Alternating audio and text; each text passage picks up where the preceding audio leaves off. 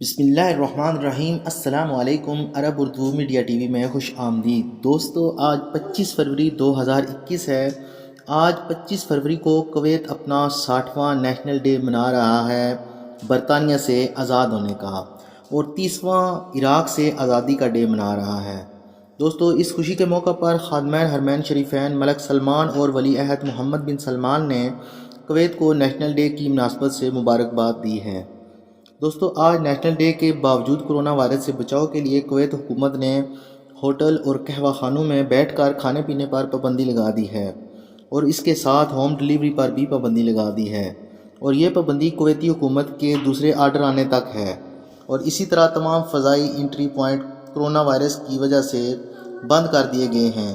اب تک کے لیے اتنا ہی۔ امید کرتا ہوں آپ کو ہماری آج کی یہ ویڈیو پسند آئے گی۔ اگر ویڈیو پسند آئے تو ویڈیو کو لائک کریں اور چینل کو سبسکرائب کریں۔ فی امان اللہ۔